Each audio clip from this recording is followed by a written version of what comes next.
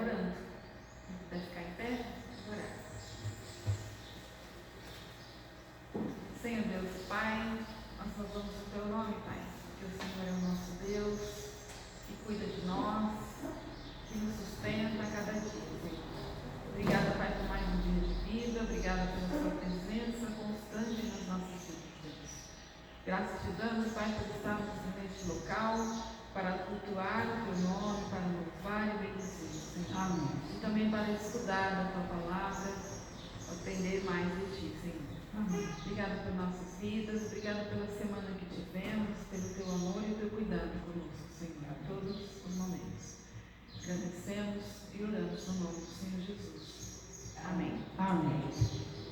Vamos cantar? Eu escolhi o hino 387.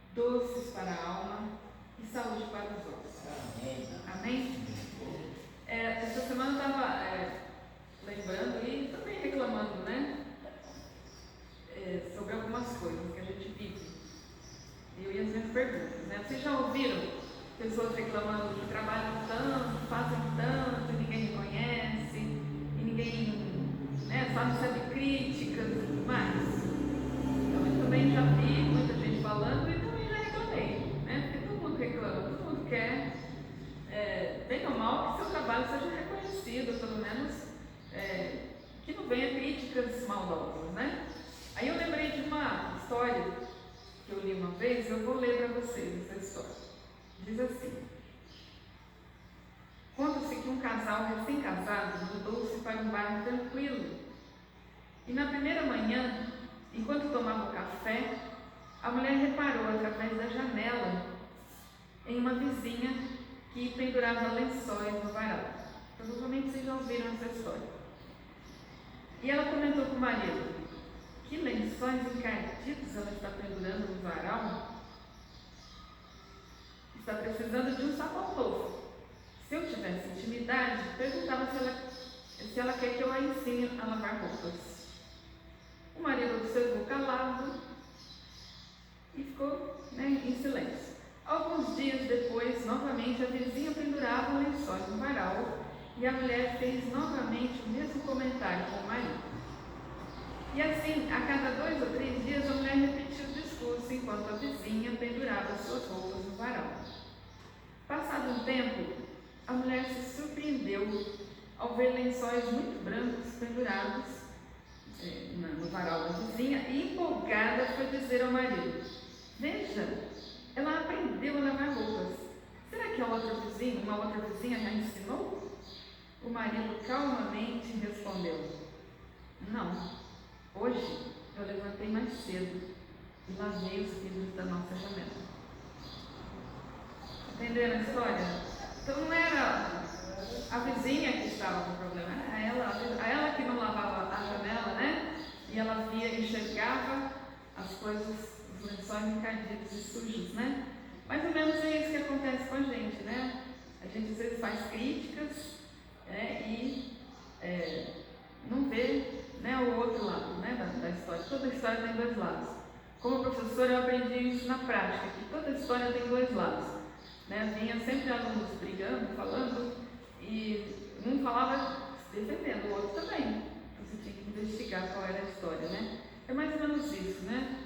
Antes de criticar, nós devemos observar toda a situação, né? Não olhar de um lado apenas, né? Às vezes nós precisamos lavar a nossa janela, às vezes o outro precisa lavar a janela, às vezes ele precisa que a gente vá lá e lave a janela para ele, né? Como o marido fez, né? Eu lavei a janela, agora você está enxergando de outra maneira, certo?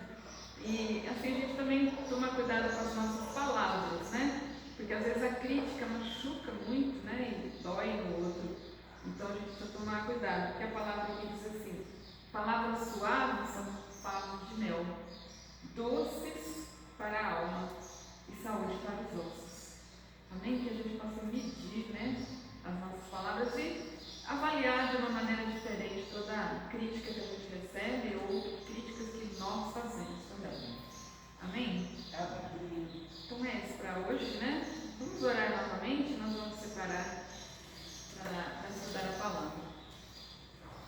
Kleber, ora. Senhor Deus, Pai querido, Pai amado, nós viemos te louvar, te glorificar, te exaltar, Senhor, nesta manhã. Pela oportunidade que nós temos, Senhor, de entrarmos diante da Tua presença, prestar-te louvor e adoração, em comunhão com os nossos irmãos. Porque no nosso país, ó Pai, nós temos esta liberdade de estarmos de portas abertas e dizer para todos: estamos aqui para louvar e glorificar o nome do nosso Senhor. Mas nós também lembramos, ó Pai, daqueles, Senhor, que anelam nos seus corações um dia ter essa oportunidade de poder ter a liberdade de estar em comunhão com os irmãos, louvando, glorificando e exaltando o Teu nome. Fala aos nossos corações, Senhor, aquilo que Tu tens para nós no dia de hoje e nos dá a porção da Tua palavra. E que possamos louvar, glorificar e exaltar o Teu nome em tudo. É o que nós pedimos e já Te agradecemos em nome de Jesus. Amém.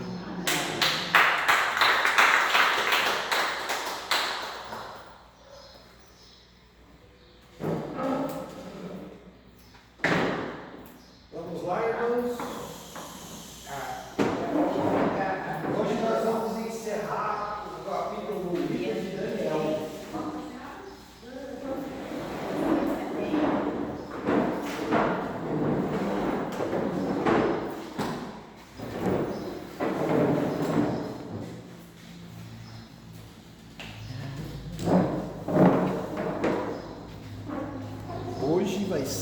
interessante. Não que os outros dias não sejam, não é? Mas hoje nós vamos dar um fechamento desse livro de Daniel, tá bom? Hoje, na verdade, nós vamos terminar o 11, nós paramos no versículo 40, né? E aí nós vamos até o final do 12. O 12 é curtinho, então, o 12 a gente vai terminar ele, embora ele seja, eu considero o mais interessante de todos. E é considerado até hoje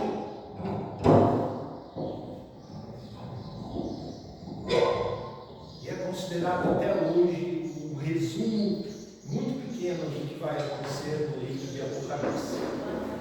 Tá ok? Então vamos lá, versículo 40 do capítulo 11. Vamos lá. Diz assim, o versículo 40.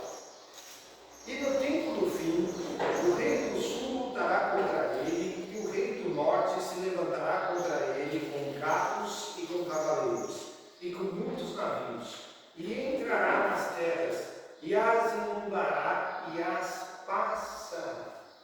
De quem que ele está falando?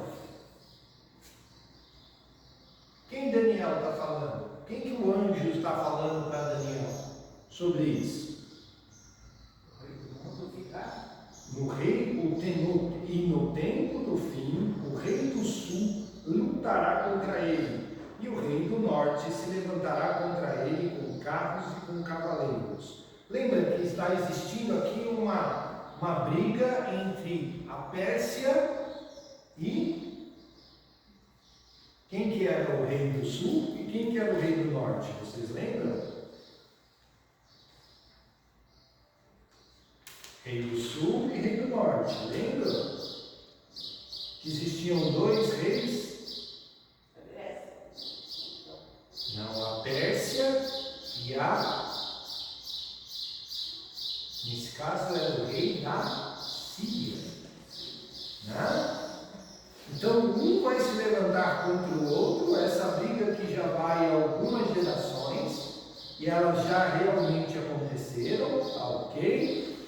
Então diz o seguinte, o início do fim, a profecia se acelera.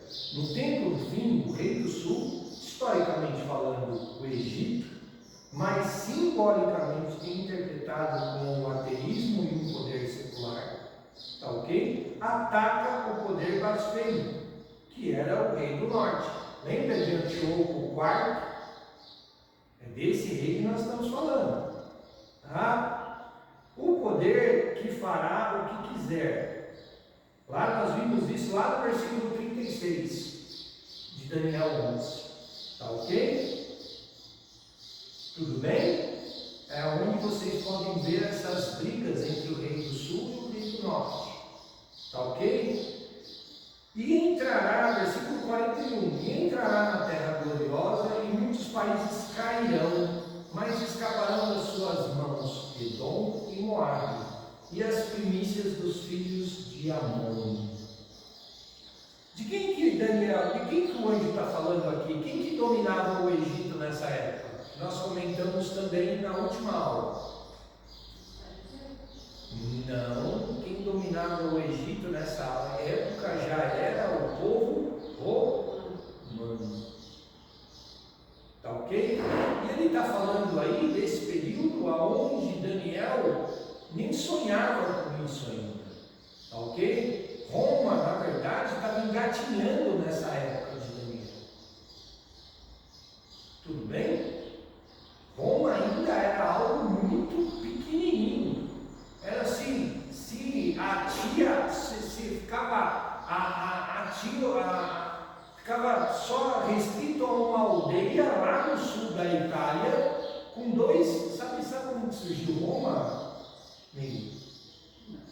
Irmãos gêmeos, Rômulo e Remo, dois aldeões italianos, tá ok? Que um belo dia resolvem unificar todas as tribos da Itália. Assim surge Roma. na Itália. Na época de Daniel, eles já existiam, mas não passavam de aldeias. Tudo bem? Não passavam de aldeias. E esses dois irmãos se unem e começam a construir um império chamado Império Romano. Tudo bem? E nessa época desses dois reis, já era uma potência, já estavam batendo as portas do Egito. Tá ok? Então, essa parte avassaladora que diz, está falando já do Império Romano. Tá ok? O rei do norte, poder final, invade a terra gloriosa, Israel e Palestina, e muitas nações sucumbem. Edom, Moabe e Amon, que ficam ao leste do Mar Morto, tá ok? Escapam. Isso pode simbolizar certos grupos ou nações, inimigos históricos de Israel, ou que naqueles que não são alvos principal da perseguição serão culpados. Porque o que os historiadores dizem? Que esse texto de Daniel 11, capítulo 11 e o capítulo 12, tá ok? O capítulo 11 ele já aconteceu historicamente, porém ele vai se repetir. Por quê? Porque ele vai se repetir? Porque essas nações ainda existem até hoje. Tudo bem? Roma como uma igreja, tá certo? Mas tanto Edom, Moabe quanto Amon ainda existem. Líbano, Síria, Cisjordânia, Palestina. Elas ainda existem e estão lá. Tudo bem? Tá certo? Deu para entender? Versículo 42. E estenderá sua mão contra os países e a terra do Egito não escapará. Aquilo que eu falei para vocês. Conquista do sul, poder final, continua a sua campanha e submete o rei, o Egito, aos seus pés. E apoder-se-á dos tesouros e dos ouros, da economia de todos esses países. Versículo 43. Vocês já pararam para perceber o porquê que Roma é tão rica até hoje? E ele continua lá o versículo 42, prata e de todas as coisas preciosas do Egito, e os líbios e os etíopes seguirão no mesmo tempo. O que acontece? A Líbia não vai escapar, a Etiópia não vai escapar, e aquilo que realmente nós olharmos a história do poder do Império Romano, o Império Romano, sabe até onde vai? Vocês sabem até onde foi o Império Romano? Lá da Itália, invadiu a Europa inteira, levou o Oriente Médio todo junto com ele, foi bater lá na China.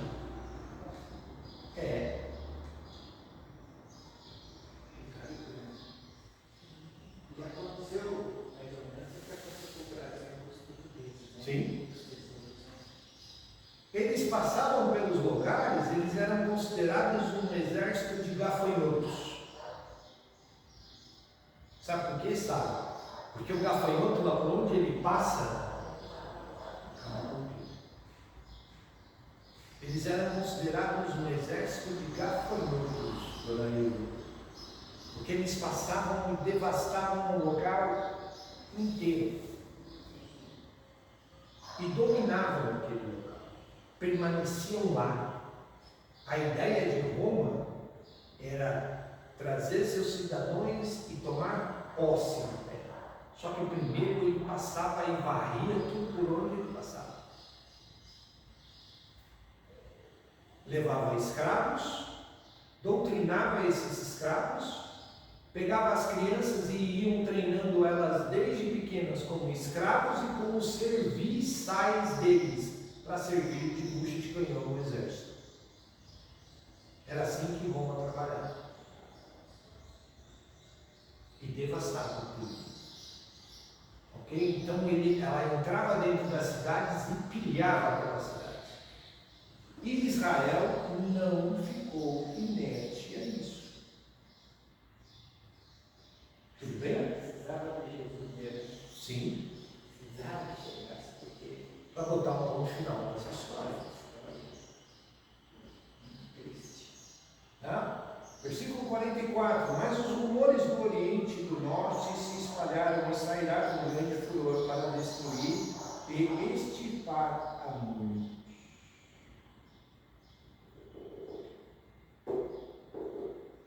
Porque esse terror do Norte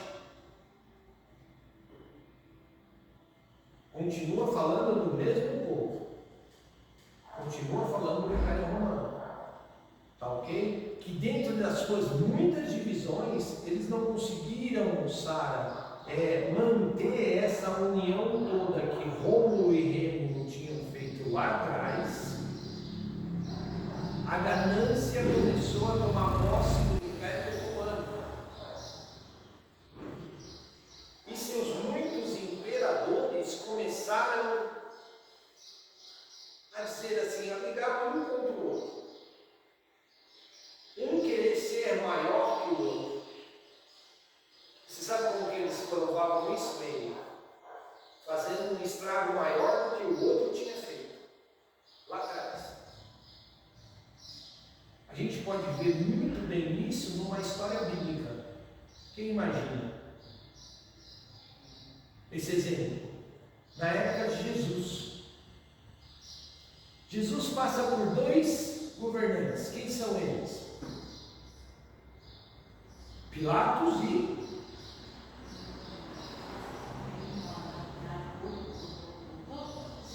não, esse é antes.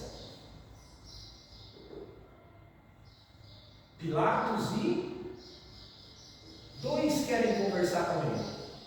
Pilatos interroga ele. Depois alguém pede para que Pilatos mande Jesus para ele. Quem queria conhecer Jesus, gente? Queria conversar com ele. Tinha 2 lá. Até o final da aula vocês me respondem. Vão puxando na memória aí. Jesus passa na mão de 2 governantes. Pilatos e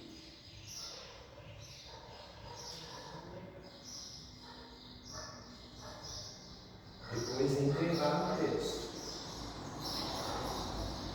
Versículo 45.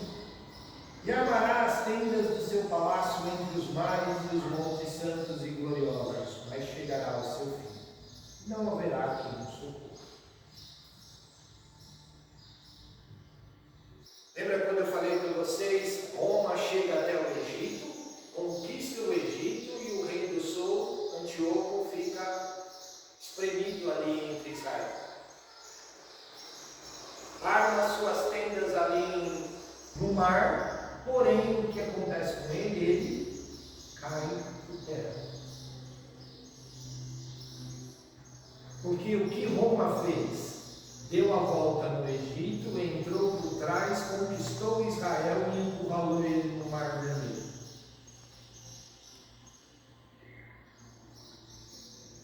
Ele não podia nem voltar para trás em Israel e não podia também ir para frente para o Egito, porque já estava tudo dominado pelo poder romano.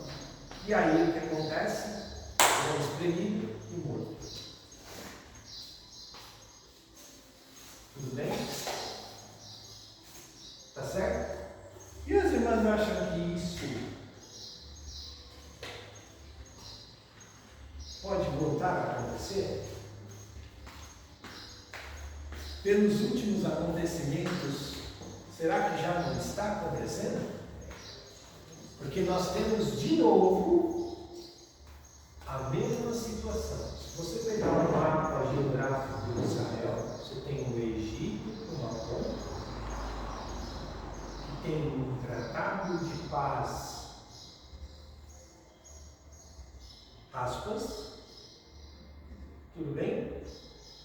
Você tem do outro lado os filhos de Amon, de Moabe, que continuam lá, que é a Síria e o Líbano, que hoje são dominados por um outro sujeito que aparece aqui, por um outro rei chamado Rei do Sul, que nós já vimos que são os persas, que são quem hoje? O Irã. Todos os membros da mesma história estão lá ainda, bem, com nomes diferentes, mas ainda estão lá. Porém, hoje o Império Romano já não é mais. Só que se você pegar as profecias aí agora no capítulo 12, vamos lá. O capítulo de 12 de Daniel é uma conclusão dessas profecias. E são visões que o profeta recebeu, é a explicação do que o profeta recebeu lá atrás, nesses 11 capítulos. E é focado principalmente em eventos do tempos do fim. Eu queria ficar fora dessa pergunta dos dois. Só para. Tá? Esperança. Começa com H, né? Mas vocês. É super conhecido, inclusive, vou dar uma dica, tá? Para quem assiste Netflix aí, tem uma série que está fazendo o maior sucesso, que tem o nome dele. Eu ainda não tive a oportunidade de assistir, viu, pastor? Para saber se está falando realmente do mesmo indivíduo que eu estou pensando. Tá? O nome é curtinho. Não é hebreu, não. Ele é romano. Mas o H que não conhece. Bom, até o final da aula a gente responde. Aí fica muito fácil. Fica muito fácil. Vamos lá. Então, eu vou fazer só um resumo bem rapidinho para vocês. Jesus passou na mão de Pilatos e passou na mão de Herodes. Nós não podemos nos esquecer. O povo de Israel sempre pediu um governante. Porém, se nós formos olhar a história do povo,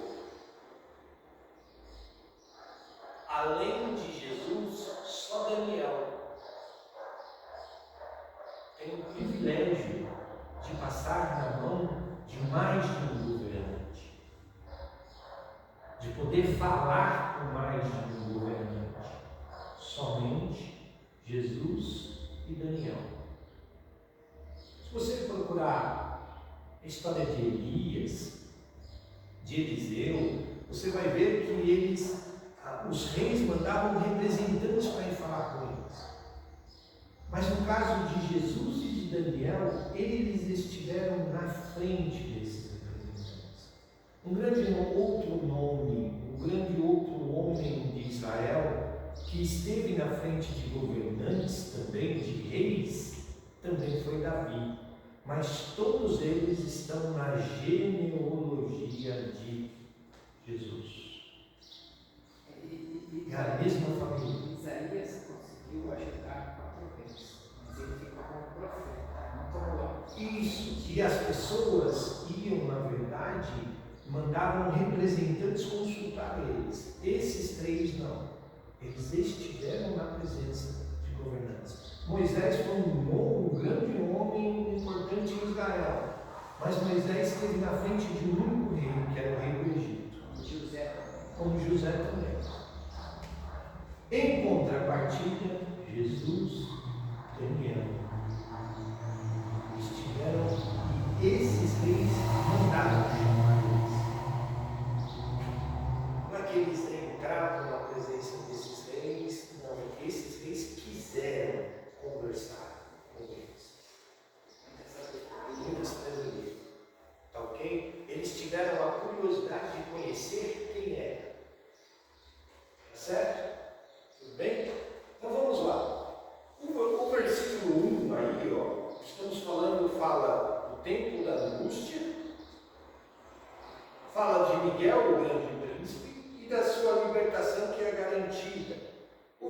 versículo 2 e 3 vai falar sobre ressurreição. O versículo 4 vai falar sobre as palavras seladas e o aumento do conhecimento. O versículo 7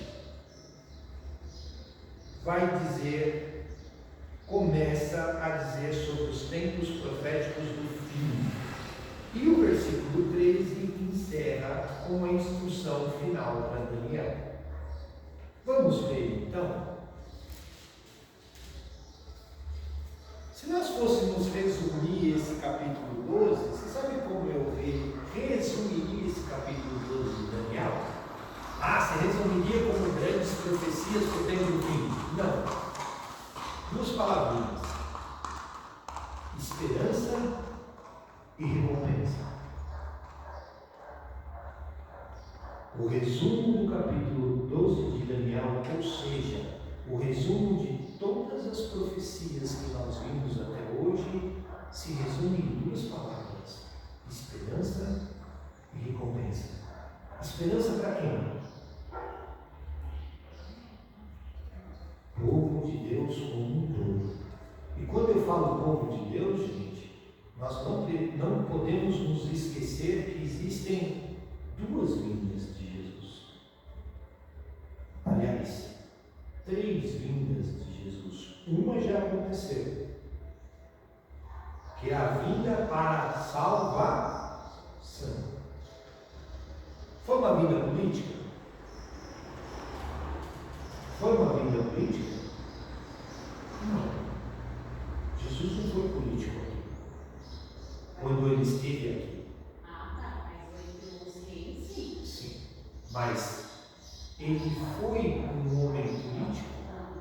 Não. Ele veio para salvar, trazer cura, libertação, salvação.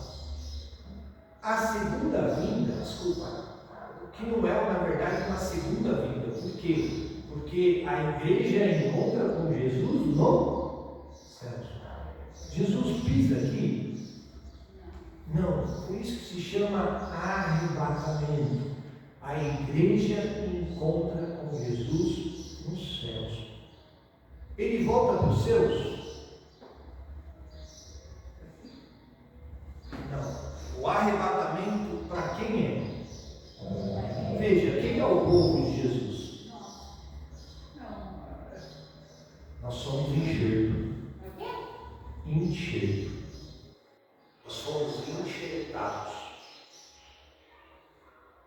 Vim para os meus e os meus me rejeitaram. Quem eram os seus? Israel. Israel é o povo de Jesus. Mas e a igreja? Nós somos enxertos. Somos enxertados.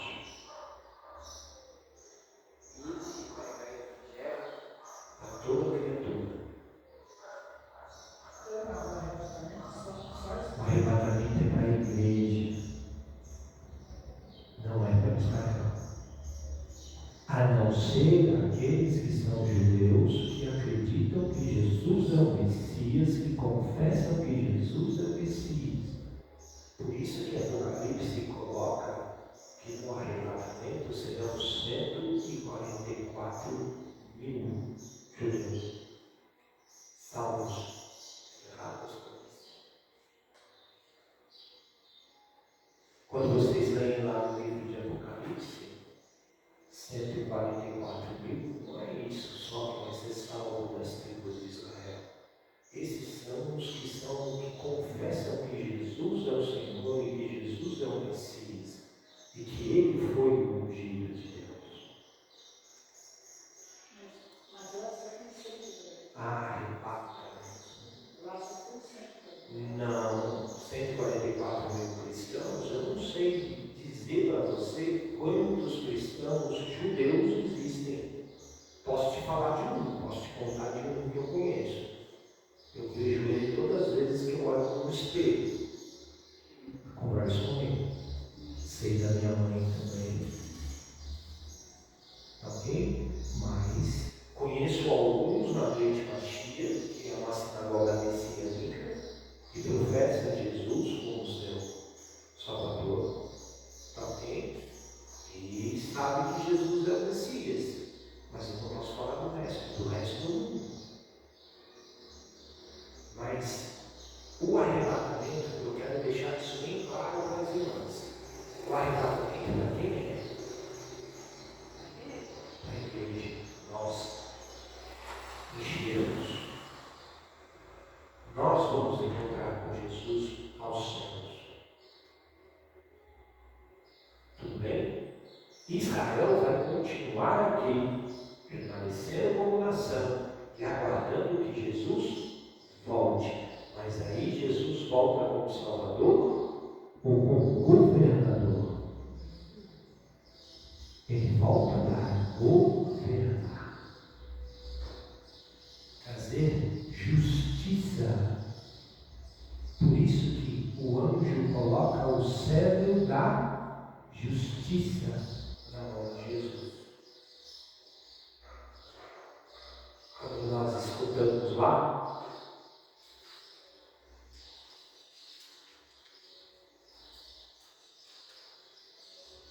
Passar uma gravura para as irmãs e depois a gente vai discutir essa gravura, tá bom?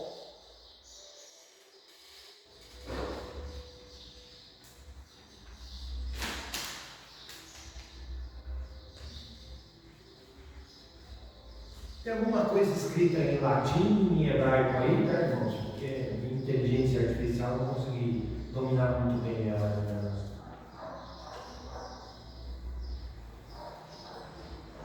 Então, quando as irmãs estão vendo aí, eu vou começar a entrar nos versículos do capítulo 12. Bem, Sara, ficou claro essa história de arrebatamento e a segunda vinda de Jesus?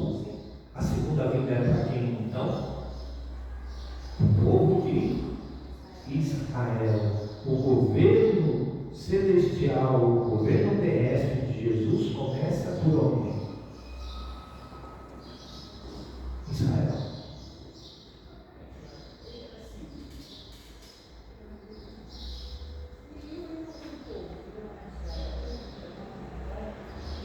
Se estiver sobre o arrebatamento, lindo, bonito, maravilhoso. Se não estiver, nós vamos falar, vai ficar, e aí nós vamos conversar sobre o que vai acontecer aqui. Vai acontecer algo que não vai ser fácil, não. Não. Gente, Pedro, a carta de 2 Pedro, diz que existirá um fim. Mas depois de muito tempo. Você tem uma ideia? O livro de Apocalipse nos diz que o reinado de Jesus é por pelo menos 1000 anos.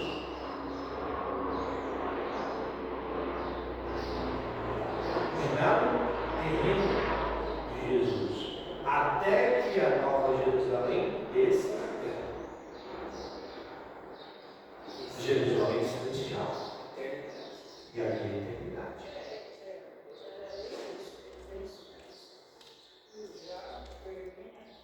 Não funciona dessa forma, não. Existem pessoas que, inclusive, farão parte do arrebatamento, terão seus corpos transformados, passarão pelo julgamento, porém, voltarão para reinar com Cristo.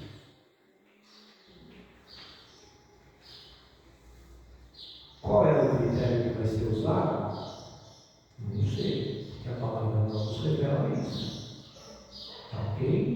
Mas ficou claro, existem pessoas que vão permanecer lá, que foram arrebatadas e permanecerão lá, eternamente diante da glória de Deus. Mas existirão arrebatados que voltarão para governar com Cristo.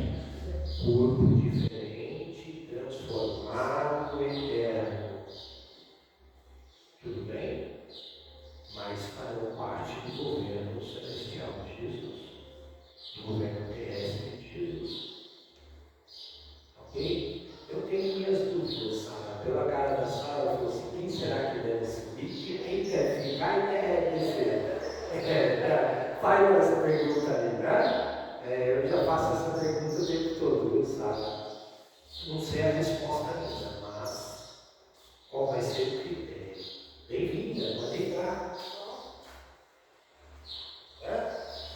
Vamos lá, vamos começar versículo por versículo do capítulo 12.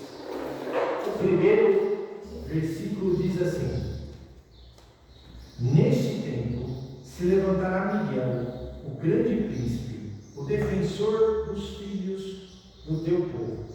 E haverá um tempo de angústia, a qual nunca houve, desde que houve nação até aquele tempo. Mas naquele tempo será salvo o teu povo, todo aquele que for achado inscrito no livro da vida. Ele está falando só do judeu aqui? Não, ele está falando do povo de Deus. Você tem seu livro escrito, seu nome escrito no livro da vida? Não, eu acho não, eu tenho. Essa é a nossa fé. Nós temos que colocar ela com convicção. Você está sendo muito autossuficiente em afirmar que seu livro está escrito no livro da vida. Se eu não tivesse a certeza, irmão, o que eu estou fazendo aqui?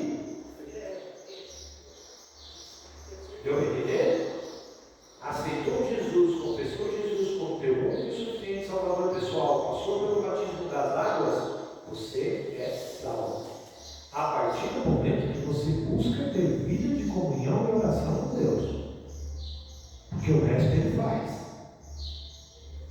É Ele que nos transforma, é Ele que nos muda, é Ele que nos modifica. Tudo bem? Então, quando perguntarem isso para você, responda com plena convicção. Jesus Cristo é meu Senhor. E automaticamente a minha salvação é garantida nele. Porque eu estou ligado a Ele. Não sou eu que vivo, mas Cristo que vive em mim. E quem é o senhor batizado? Quem é o senhor batizado? Olha, Sara, eu acredito que vai haver salvos também. Tudo bem? Mas eu vou te dizer uma coisa, com plena certeza. Deus não tem o culpado como inocente. Qual é a diferença do culpado e do inocente? E do pecador? Você sabe qual é a diferença de culpa e pecado? Culpa é algo que, por exemplo, isso daí não funciona só na justiça de Deus, ok? Funciona também na justiça dos homens. Peguei meu carro, saí daqui, atropelei alguém sem querer, porque atravessou a rua correndo, essa pessoa veio morrer, eu sou o culpado, eu fiz um dolo, ou tive culpa de um atropelamento? Eu tive culpa, porque eu não fiz isso de caso pensado. Ok? Deus também funciona dessa maneira. Se nós lermos lá o livro tanto de Levíticos quanto de Deuteronômio, a gente vai ver bem essa diferença de culpa e de pecado diante de Deus. Quando que eu passo a fazer um pecado, a cometer um crime? Quando eu maquino, planejo, tenho certeza e plena convicção que aquilo é errado. Então vamos jogar isso para o batismo? Eu sei que eu tenho que ser batizado e não me batizo por causa do quê? A partir do momento que eu tenho ignorância, eu sou culpado. A partir do momento que eu tenho conhecimento, eu sou pecador. Tudo bem?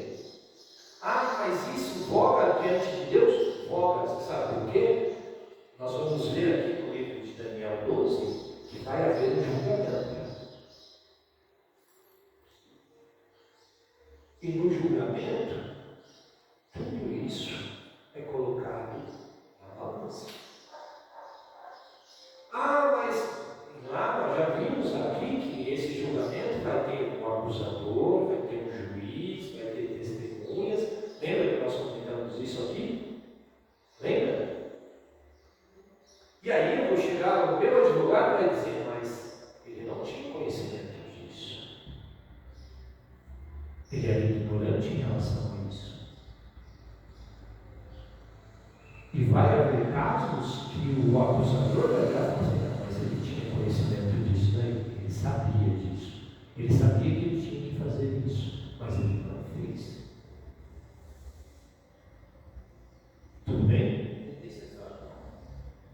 Vai lá, professor. É a pergunta da Sara. Sobre o batismo. O ladrão da cruz não foi. Ele não foi batizado.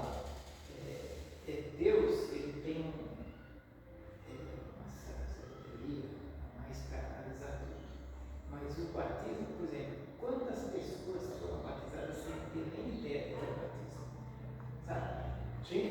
Estão batizados usando droga, Isso aqui é por simplesmente um ritual. coisas terríveis, fazendo besteira, fazendo droga, e foram batizados às vezes até 3, 4 vezes. Eu não pretendo até servir pela falta de orientação pastoral, da igreja. O batismo é uma coisa muito séria e responsável. Então, inclusive a Sara foi muito velha, sábado ela falou sobre o batismo do nascimento.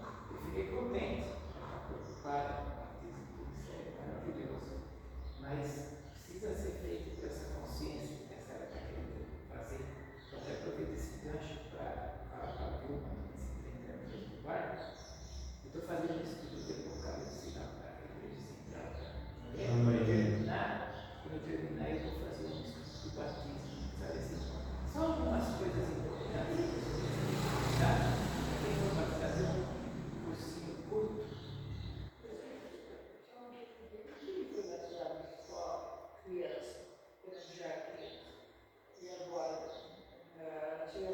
É profissão de fé. Faz só a profissão de fé. Se ela quiser ser batizada, veja, eu já fui batizado 2 vezes, aliás 3, uma na igreja católica, quando criança, ok? Depois, aos 12 anos de idade, quando eu me converti na igreja evangélica, e quando eu fiz o batismo no judaísmo, tudo bem? Então eu passei pelo batismo 3 vezes. Ok? Se eu quiser passar por uma quarta, posso passar? Posso. Por quê? Porque o batismo é um ato de purificação. Tudo bem? Ok? Ele é um ato onde eu declaro, no caso da igreja evangélica, ele é um ato onde eu declaro a minha fé publicamente. Não sou eu que vivo, Cristo vive em mim. Por isso que o batismo da imersão é feito assim. Você deita nas águas e sobe, simbolizando o sepultamento do velho homem e ressurreição em Cristo Jesus. Por isso que nós tombamos a pessoa na água. Tudo bem? Tá certo? No judaísmo é a mesma coisa. O judaísmo também faz essa inversão. Por quê?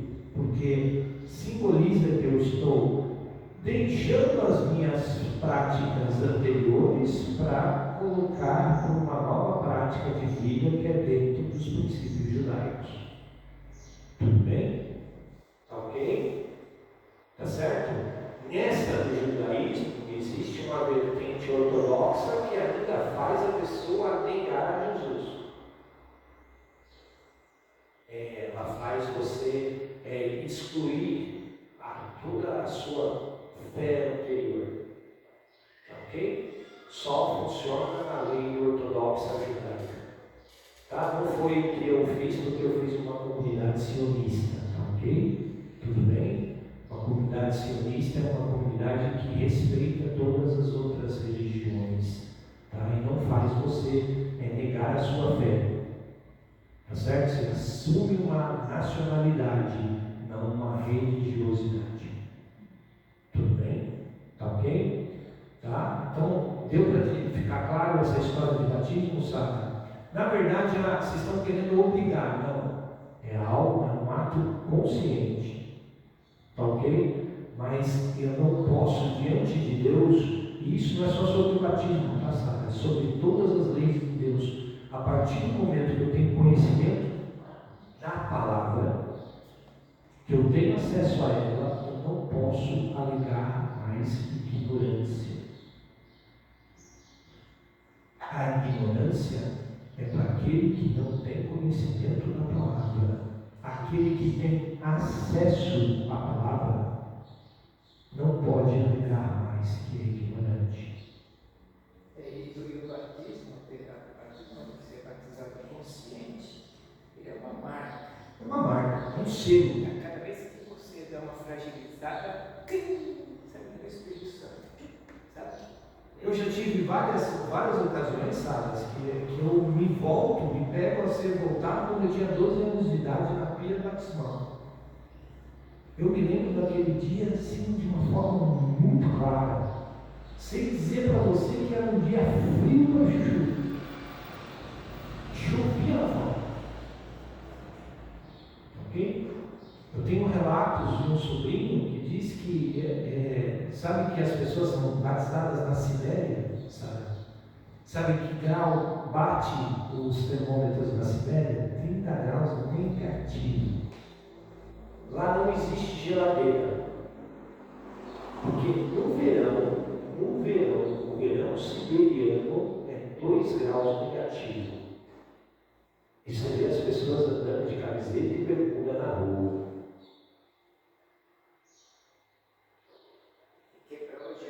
A pessoa quebra o gelo do rio. Eu assisti o batismo que ele me mostrou online. Falou, tio, aqui a pessoa que você batizada, ela tem que ter coragem, tem que ter fé. Porque o pastor quebra o gelo do rio, entra lá, canta 2 hinos, traz a pessoa para dentro do rio, congelado, toma a profissão de fé dela lá dentro, e aí batiza. Falou, o sujeito aí, esse jeito ouve não, porque olha, e não vai todo encapotado não, porque ele entra dentro do rio, gelado. Mas o batismo, mas eu vou fazer um estudo assim, só para ir completa já falando as coisas aí, para a pessoa saber. Ter consciência, tá ok? Então vamos lá. Quem é Miguel? Que nós lemos aí no versículo 1. Isso, é o anjo responsável nos céus pelos exércitos de Deus. Ok? E ele é considerado, teologicamente falando, como o anjo responsável pelo povo de Deus, pelo povo de Israel. Tá ok? Muita gente coloca que esse Miguel é uma prefiguração de Jesus. Tá ok? Tudo bem? Se levanta na marca do fim do tempo, de graça e início dos eventos finais. E ele coloca aqui, lá no versículo 1, tempo de angústia. Os irmãos, o que as irmãs imaginam com tempo de angústia?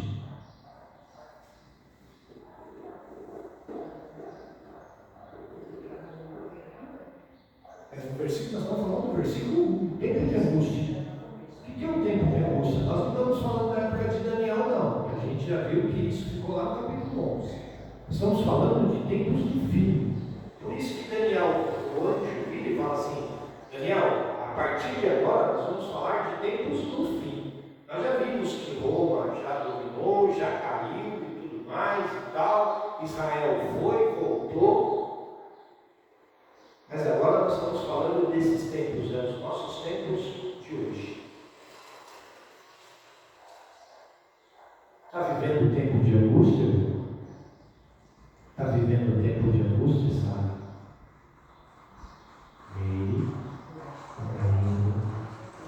Estão vivendo o tempo de angústia? Só que essa palavra aí que o anjo está dizendo é um tempo de angústia todo.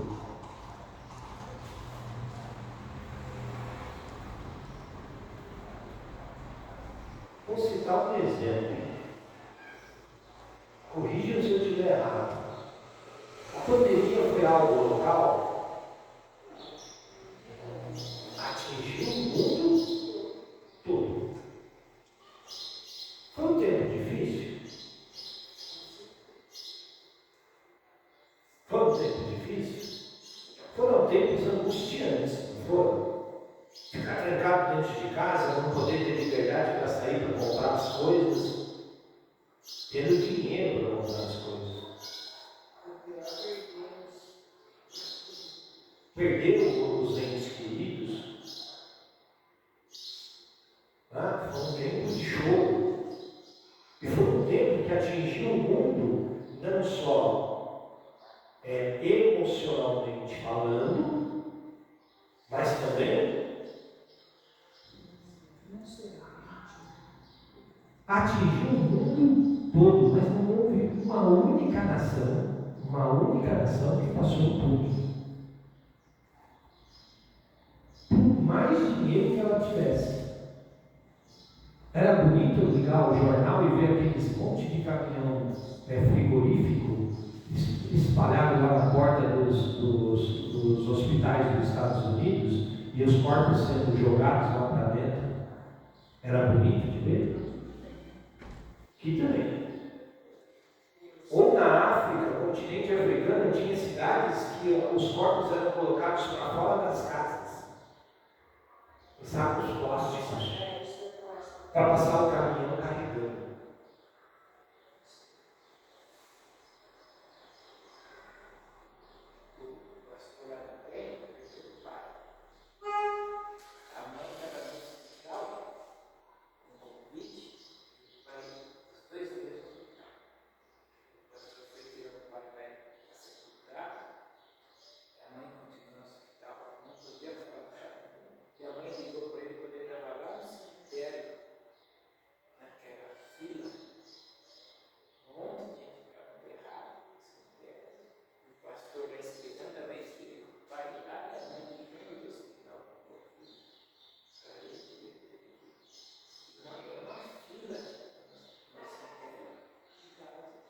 Nós passamos por isso. A humanidade já está passando esse tempo de angústia.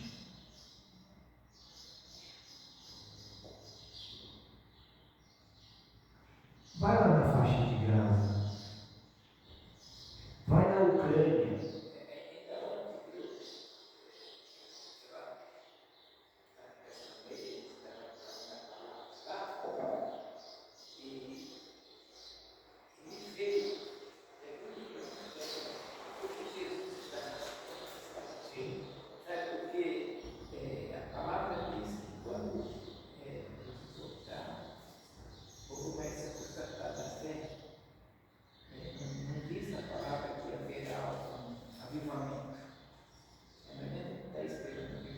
O avivamento, gente, se nós pegarmos a história da igreja, o avivamento já aconteceu.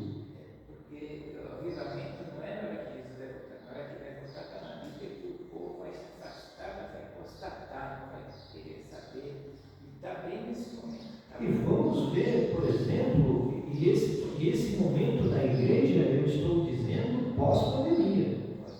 Porque antigamente, na pandemia, você tinha uma desculpa. Eu não posso ir na igreja porque tem pandemia, eu não posso aglomerar e tudo mais e tal. Passou a pandemia. Cadê o povo? E eu tive um pensamento que eu ia errar. Eu tinha certeza que quando acabasse a pandemia o povo ia correr para a igreja. Eu achei que E muitos outros pastores tiveram. E foi o contrário. Desesperado, porque aconteceu tanta coisa na o povo vai vir para a igreja. É que assim, irmãs, nós precisamos aprender que a palavra ela tem que ser lida e compreendida como um todo. Uma faz parte da outra. Essa visão, eu sempre conversei com as irmãs sobre esse respeito. Ela falou, depois da pandemia, eu falei, não. Depois da pandemia, as igrejas vão passar por dificuldades. Falou, por quê? Porque aquele povo que já não gostava de ir na igreja, arrumou a desculpa perfeita. Não vai. Porque quem é fiel vai com pandemia ou sem pandemia. Se mantém firme. Falei, é a hora do joio e o trigo serem colhidos. Só que os dois estão juntos. Falei isso com Dorcas. Para depois eles serem separados.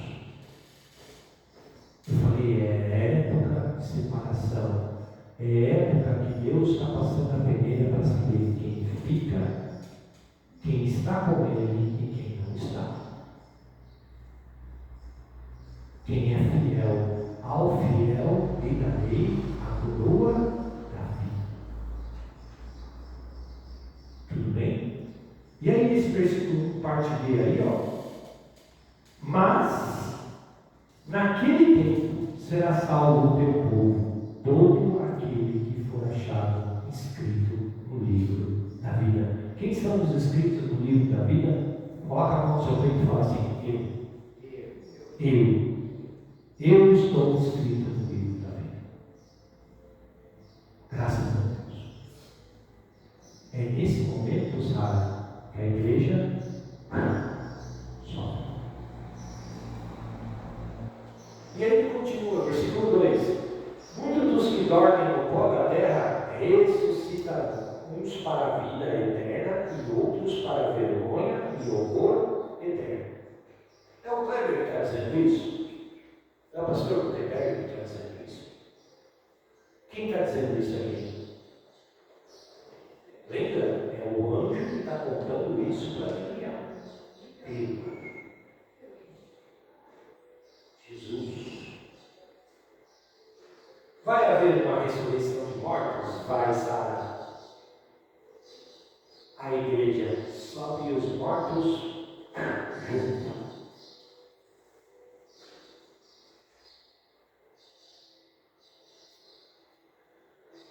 Você vai ver alguém que você, de repente, está lá em casa lavando a louça, aparece um sujeito lá que você já perdeu há algum tempo atrás. Está escrito aqui: os mortos vão ressuscitar no pó.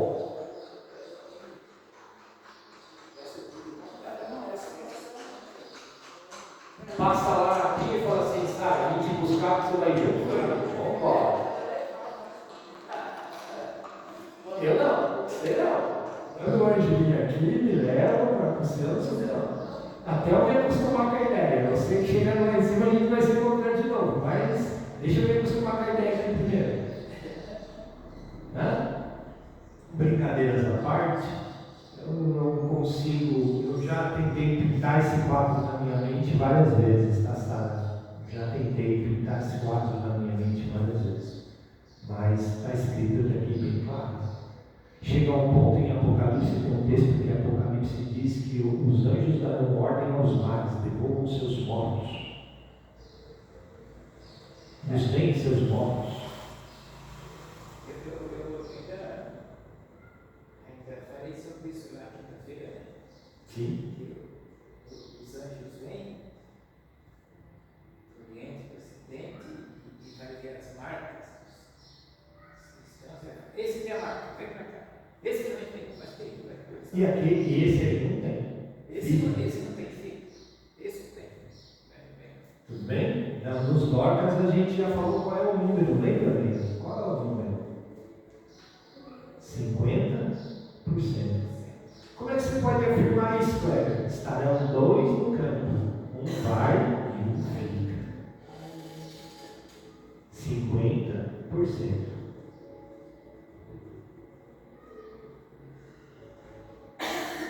E é aquilo que o pastor falou. Como é que o anjo vai descobrir quem tem a marca? Eu ainda falei, se nós. E nesse ponto eu vou fazer um outro parênteses, pastor, só um pouquinho. Lembra do batismo? Que eu falei para você que o batismo não é um selo, é uma marca. Eu falei que eu consigo olhar uma pessoa e falar, essa pessoa é Deus. Se a gente consegue, os anjos vai olhar para esse, não precisa nem pensar muito. Se a gente eu consigo andar na rua e olhar e ver a pessoa de Deus. A fisionomia, a paz, só olhar a paz que a pessoa tem certo, né? O anjo vai olhar e já vai ver aquele lá. Esse. Tudo bem? E aí vai assim, ressurreição dupla, explicação desse versículo 2. É o único texto do Antigo Testamento que fala sobre a ressurreição de uma forma muito clara. E que fala que a ressurreição dos mortos vai ser tanto para aqueles que seguem e para aqueles que não seguem. Por quê? Porque lá em cima, nos céus, é o momento do julgamento. Lembra que eu comentei com os irmãos na última aula que aqueles que morreram em Cristo, depois de Jesus, estão como os que dormem. Eles estão dormindo. Ah, estão no céu ou estão no inferno? Lembra disso? Está no céu ou está no inferno meio? Nenhum, nem outro. Estão no outro. Por quê? Porque é por causa dessa profecia aqui. Porque todos ressuscitarão e acordarão para o julgamento. Mas aí, não, se a pessoa não for salva, não tem estudo. Não. Por causa disso aqui, ó. Versículo 2, parte B, ó. Uns para a vida eterna e outros para a vergonha e horror eterno. Então, o julgamento é só para Todos os que morreram, para todos os que morreram e para os que foram arrebatados.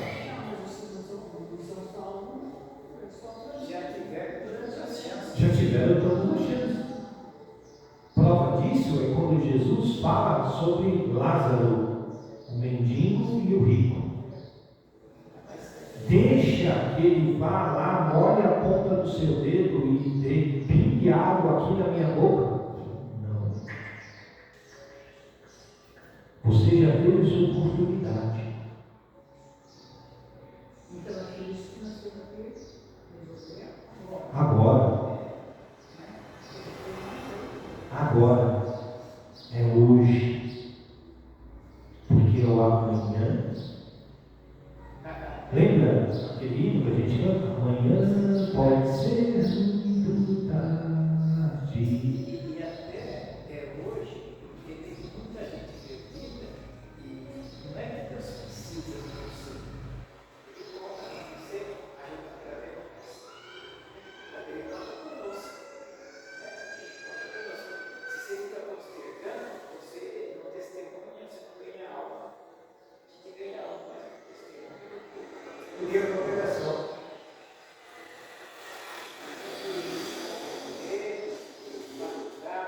Gente, quantos de vocês já bateram alguém na porta da sua casa e alguém olhou para você e falou assim: você é diferente? Você está conversando com a pessoa vira para você e fala assim: o que você tem de diferente? Eu já passei por essa experiência várias vezes. O duro é quando você tem que ficar se auto-afirmando: olha, eu sou evangélico e tudo mais, e aí a pessoa olha para a sua cara para querer dizer: você. A experiência nossa foi ter quinta-feira, Na Kombi? na Kombi, o menino chegou para mim, depois que eu vi, assim, né? Olha só, perguntou nenhum, depois eu disse, nossa, mas é diferente trabalhar com vocês. É diferente. Aí a gente orou, né? É essa a diferença, sabe? É isso, para isso que nós somos chamados. E é isso que nos dá a certeza da nossa salvação. Quando alguém olha para você e fala assim: você tem algo diferente. Eu quero essa diferença para mim. Eu quero sentir essa paz que você sente. Eu quero agir dessa forma diferente que você age. Inclusive, eu pedi para que eles estudem, né? Para as outras pessoas, né? Eles perguntavam. E se fosse e ele nem ouviu o sermão. Não. Você vai ser diferente. Então, gente, deu para entender essa história da ressurreição? Tudo bem? Ficou claro? Dúvidas? Então o julgamento vai acontecer para quem? Sobre o julgamento, irmãos, nós vamos ver isso lá no livro de Apocalipse, tá ok? Tudo bem? O livro de Daniel não fala sobre ele, mas mas o livro de Apocalipse fala que será separado os saraios da direita e o da esquerda. Simplesmente pelo fato de ter chegado ao céu não significa a sua salvação, sem passar pelo julgamento. Todos nós seremos julgados, os arrebatados e os ressuscitados. Tudo bem? Está ok? Eu já contei desse sonho.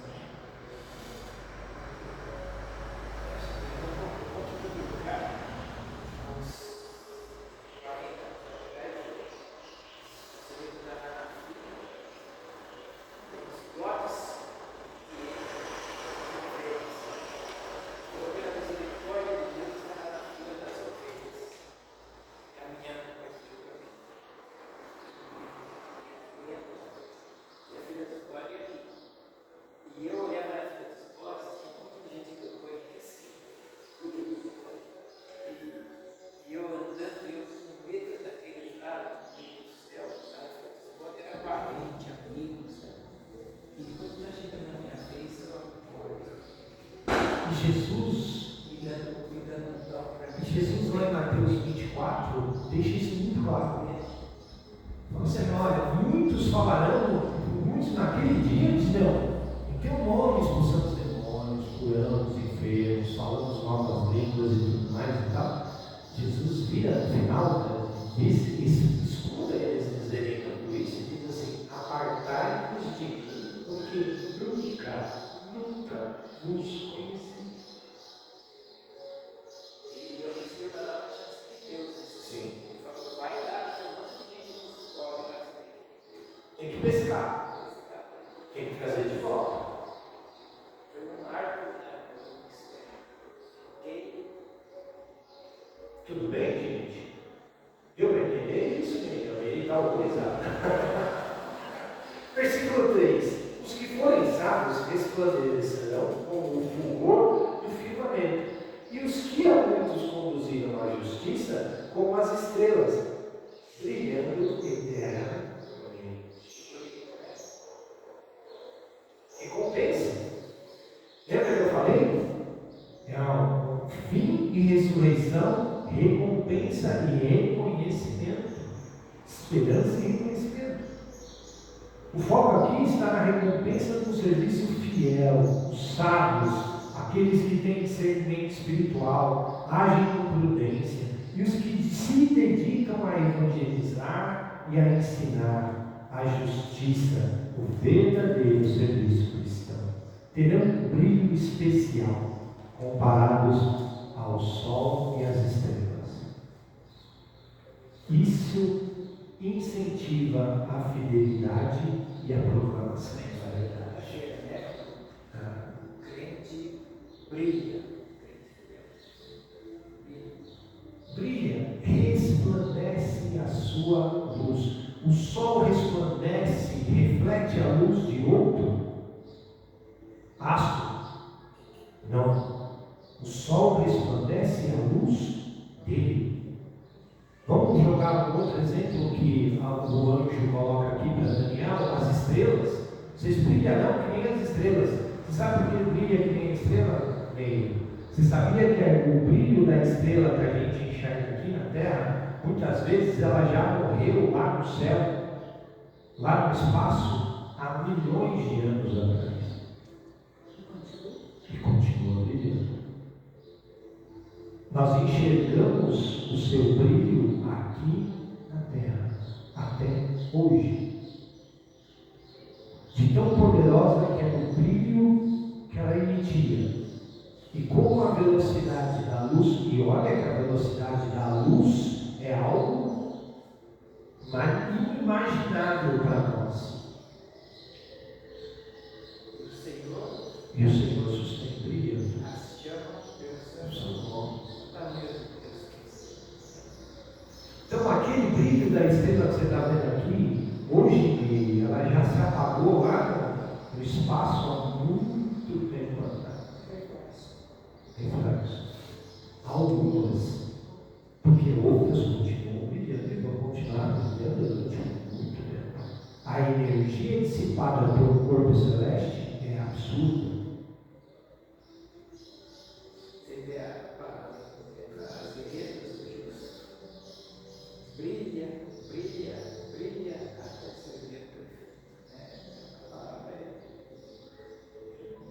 E o dia perfeito da estrela, bem, sabe qual que é? O dia que ela explode. Porque ela expande e se torna, deixa de ser uma estrela para ser um corpo celeste. Muito bonito. Pai. Versículo 4. Tu, porém, Daniel, encerra as palavras e sela o livro até o tempo do fim. Muitos correrão para uma parte e outras para outra, e o saber se multiplicará. Fazer um parênteses aqui. Selar até o tempo do fim. Daniel é instruído a guardar a visão que ele tem, principalmente sobre os tempos proféticos, porque o seu pleno entendimento não era para os dias dele, são para os dias de hoje. O tempo do fim é um período em que as profecias seriam abertas. Por quê? Porque haveria o aumento do saber.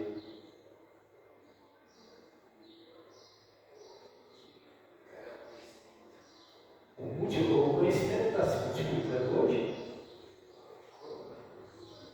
Gente,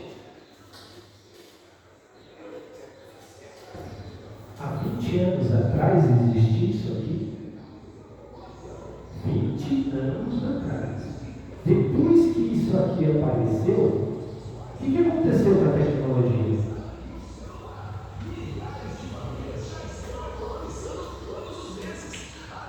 E a cada dia que passa, está mais rápido. A evolução disso está mais rápida.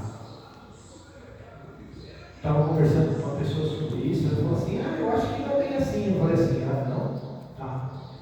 Estava assistindo uma série, até domingo passado foi a última. Estava assistindo uma série no Fantástico que diz sobre o avanço tecnológico na China. Sabia que o táxi lá dirige sozinho há mais de 5 anos? Já há 5 anos, sabe? Você entra dentro do táxi, ele te leva para onde você quiser, só que não tem um motorista sentado lá no banco da frente. O carro está dirigindo sozinho. Tá? O conhecimento está se multiplicando. Vou citar o nosso exemplo. Você já pensou um dia ter escutado um estudo sobre o livro de Daniel, sabe? Sobre essas coisas aqui na igreja? O conhecimento está multiplicando de uma forma que não tem mais volta. Estava assistindo, nós falamos hoje sobre inteligência artificial, é o assunto do momento, não é não, Rebeca? IA. Você pega no seu celular, se eu pegar no celular dela lá, ela deve ter pelo menos uns três aplicativos com a base de inteligência artificial. Pelo menos. Estou mentindo, Rebeca? Olha lá.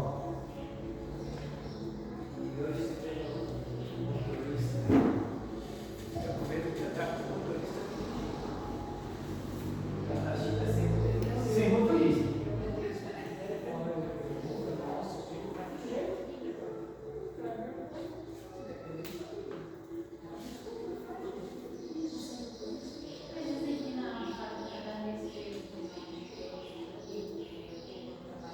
Não vou falar para você só na fábrica da Nestlé, não. Aqui pertinho de nós, Natura.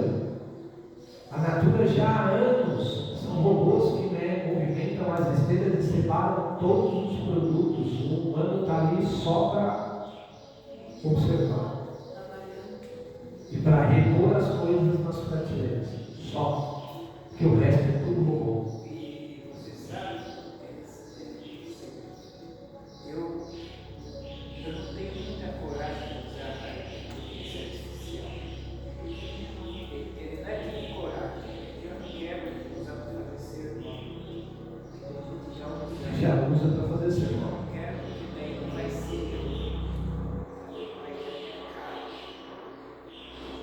Agora, o que acontece? Por exemplo, esses desenhos aqui, eu descrevo a imagem que eu tenho na minha cabeça e ele vai lá, pega aquilo e faz monta essas imagens.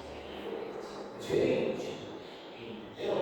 Agora, os estudos, aí é muita pesquisa, pesquisa.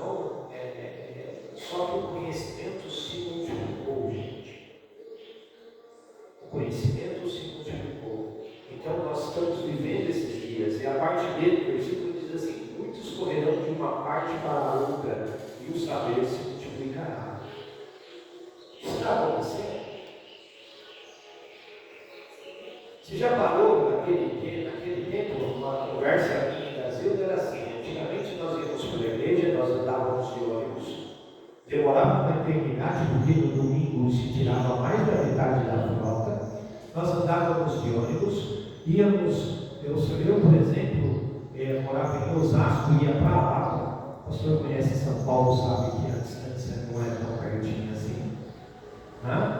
Demorava 1 hora dentro do ônibus, mas nós íamos na igreja de manhã e à tarde já estávamos lá de volta.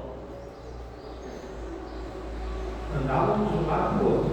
Hoje, com toda essa tecnologia, com todo o conhecimento, com isso aqui na mão, garanto para você, se eu pegar você um dia da semana, você vai virar e falar assim: corri de um lado para o outro. E se meu dia pudesse ter mais umas 2 horas, eu usava essas 2 horas. Não é assim, sabe? Correndo de um lado para o outro. Se você pegar as estatísticas hoje, nós estávamos escutando isso no jornal ontem. Procura uma passagem aérea hoje para dizer: quero embarcar amanhã. O cara vai dar risada na sua cara. Vai dizer: não tem. Não tem. Daqui a 1 semana, quem sabe?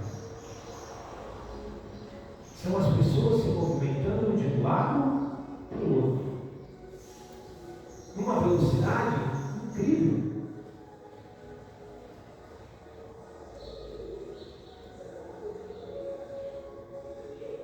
É isso que nós estamos vivendo hoje.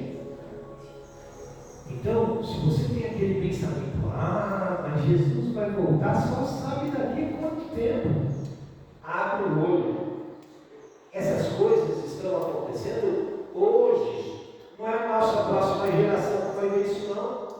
Somos nós. Já falei ontem, né?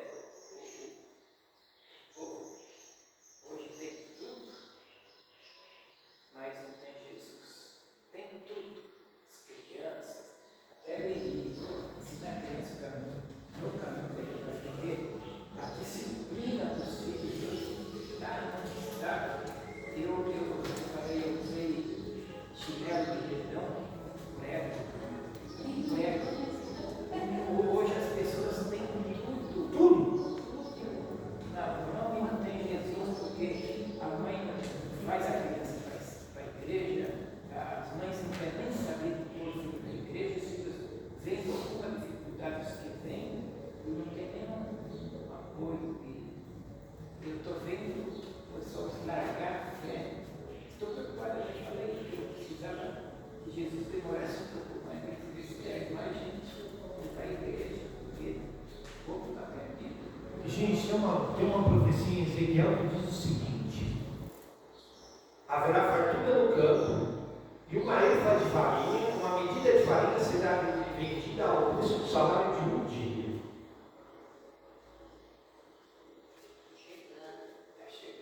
Não está chegando não, dona Eva. Nós estamos vivendo isso, porque nós vemos hoje no nosso país é o maior produtor de carne do mundo, de carne bovina do mundo.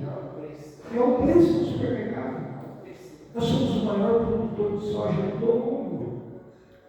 Qual o preço do litro de óleo? Qual o preço do leite? Nós temos fartura no nosso campo e tem gente no nosso povo passando fome. E nós passamos dificuldades para fazer as nossas compras no supermercado. Que nunca, em casa a gente faz semanal, mas eu nunca gasto de uma semana para outra a mesma coisa. Sempre vai, as coisas vão diminuindo do carrinho e o preço na gôndola, no caixa do supermercado vem aumentando. O que é isso? Fartura no campo, escassez na mesa. E aquilo que Jeremias colocou.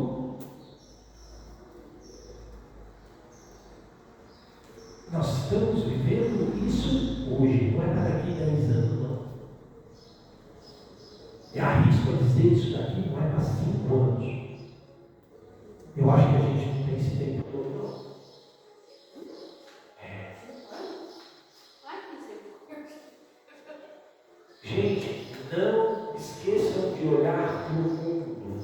O mundo todo está se preparando para uma grande batalha.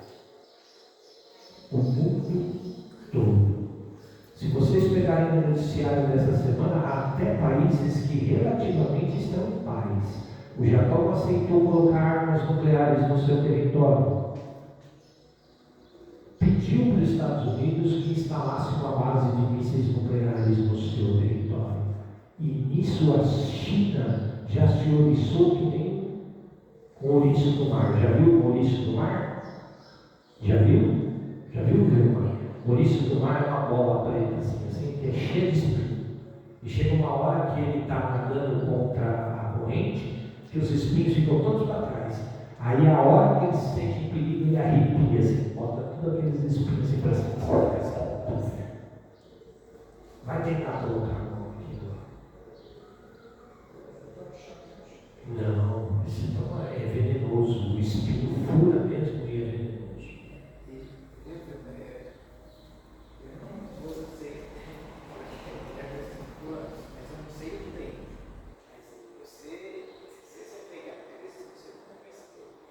Não, tempo para você importa. Porque você tem que ter essa certeza que seu nome está lá. Porque Se é 5, 10, 15. eu espero, a obra de Cristo, eu espero que ele vai um pouco da igreja, mas eu tenho dele. Isso, irmãos, é de evangelista, tá? Eu falo isso porque eu fico com dó de as pessoas, sabe, que vão por fogo eterno. Com dó, e a gente está indo buscar, está visitando, está arrastando, até pegando um cabelo, aquele que tem cabelo, e trazendo para cá, mas eu aguardo, se eu tenho uma ansiedade, é pela volta de Jesus. Eu aguardo que ele, mas ansiosamente ele voltar. Não tem preocupação, você não vai ter essa preocupação. Se você chegar a Jesus, você não vai ter essa preocupação. Porque se for hoje ou amanhã, a minha função como cristão está calculada. Há 2.000 anos, Paulo falava assim: eu não quero estar com Cristo, eu não quero ficar mais aqui, eu quero ir, mas Deus quer que eu fique mais um pouco. Ele fala, quando me conheceu a Cristo, para mim morrer é lucro. Porque ele sofria tanto aqui em busca de almas, preso, chicoteado, maltratado, perseguido. Nós falamos no versículo. E ele falava assim: para mim, eu prefiro estar com Cristo. Mas Quantos outros não desejam a morte? Quantos? mas Chega até a própria Mas aí é diferente. Eu desejo a morte para a salvação ou para a perdição? deseja a morte para estar com Cristo. Porque eu tenho consciência do que é o inferno. Tem muitas pessoas que, se você conversar hoje, não, Deus é amor, morri, vou para o céu, está tudo certo. Quantos de nós já não pensávamos, morreu, eu vou para o céu, eu vou para o inferno? Que era assim. Não pensávamos? Quando na verdade a gente já descobriu pelo estudo da palavra que não é assim. Nós somos como os que dormem e estamos aguardando o julgamento.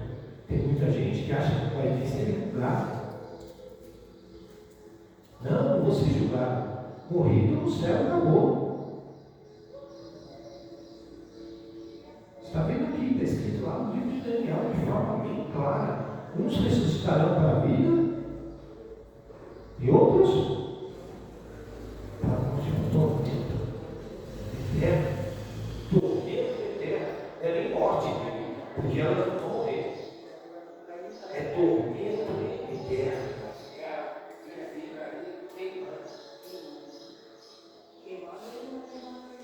Eu acho que a morte por queimadura deve ser a mais perigosa que existe.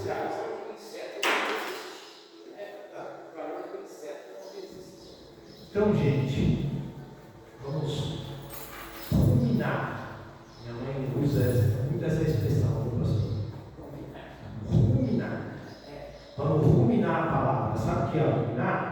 aquela história dela vir e voltar o tempo todo, martelando na nossa cabeça, vai anotando as suas dúvidas, que na aula passada a gente encerra e tira as dúvidas.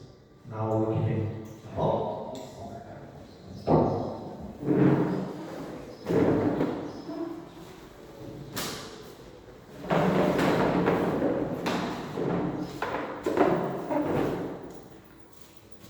Pri, alegria de te ver, Pri. Que bom, Pri. Ontem eu fui lá no TV. Tá? Saiu? Que bom. Quer dizer que canta música de visitante pra ela. É? Tem que cantar música de visitante. É, tem que cantar. Cantar música de visitante pra Pri. Tanto tempo não aparece.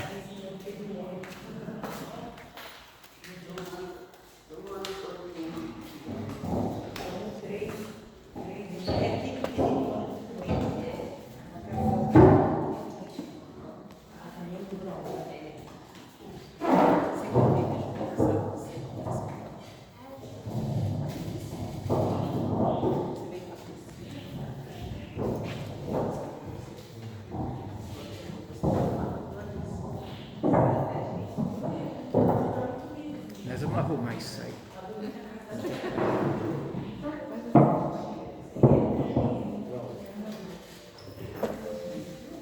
Vamos encerrar então a nossa escola, né?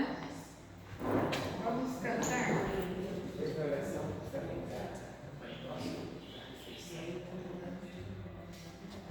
Vamos cantar o 4, 4, 7.